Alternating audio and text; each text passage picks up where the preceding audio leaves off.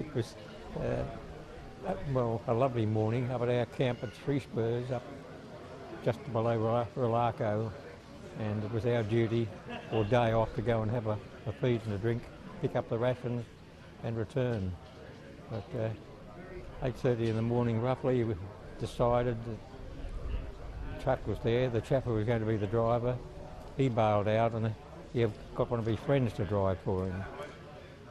There were, say, about the 20 of us. We got on the truck, and the big fellow, old Reg Murray, the big fellow there, he came out with the big boots in his hand. I can still see him running after the truck to get on it. And with that we proceeded down the slope, and on the way down we struck a broken down ute which belonged to Indian Joe, as we called him. He used to provide fresh fruit for us at the aerodrome. And the know-alls knew all about the vehicle, but they couldn't get it to go. So we decided we'd move on, and as one of Peter Alexander, the other friend of mine there, said, look, the way he looked, he said, there must be some bloody fools going in there. But anyhow, we started off and we struck the Commando River there and went through that, and as we came up out of the rise, it all broke loose, and we were bailed up out, sig-wired by the wrists, and then the three chappies in the front, of course, had to be put on the back of the truck, and that meant that four came off, but I was fortunately one of the four. The truck took off, we marched behind, and we came pretty well up to here where the truck stopped. We were behind a fair distance, but with that, we just, the four of us, just into the ditch, little storm drains, which gave us some protection from the fire. And or after some time, the officer in charge of us, the four, decided that we'd better do something about it. We were holding them up, so we walked back, and I was just asking, we came out in line with what was called the Arab village, which is right down on the coast there. And he took us back, and then we were lined up and had no idea what was going to happen until the two men who were about to do the job, and poor old, and I still remember his cry, Harvey married, a very strong, strict Catholic boy. Oh my God, I can still hear it there. And with that, I got a thump in the back and I fell flat on my face. Or whoever or whatever, they undid my wrists then and took my watch, which meant I was pretty free. But they then checked out who was, well, I think they went through the lot of them, boned the four of us. And I don't know how long I laid there, but some time, and when I looked up and started to move, I could see these two little faces in the bush up ahead. And that was good enough for me. I was up there to them, and they got me organised to go down to the village, where a wonderful old lady, Bertha Martin, she adopted me virtually.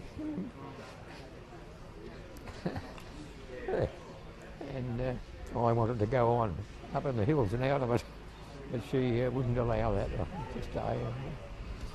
She washed me and mixed up whatever paste they used in those days and plugged the wounds, and I went down a little tunnel and hidden down away from the village, and that occurred daily. I would down in the morning, the children would wander about down there, and she'd come down at lunchtime and feed me, and of all things it used to be tripe.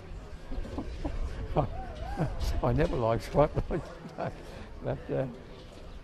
with that, of a night time, when I came up, if ever there were any noises at all, the dog barked or that, I was rolled up in a beatie, their sleeping mat, rolled up against the wall, and she'd wait, and then when everything settled down, I was able to come back and have a sleep again. One evening when we came back, there was a Timorese pony there, and I was mounted on that. We came back up the road, and we went for the night. That night we went up to a village called Nasuta up there, and there's an old village chief there. He'd been playing up, and the Japanese had shot at him, and he got a wound in the arm. He was trying to con me into going down with him, doing the moment with that. So From there we went on, we got to our boys up on Relaco Ridge, and one of my old suburban friends was on lookout there, and he called to the group up on top there. He said, "Keithy Hayes is coming in." And they said, "Keithy Hayes is bloody dead." And Ray said, "I'm telling you, it's bloody Keithy Hayes." And with that, that was it. Once I got to our lines, I don't remember any more for about 2 years, year and a half, 2 years. The Air Force ward in Hollywood Hospital picked me up.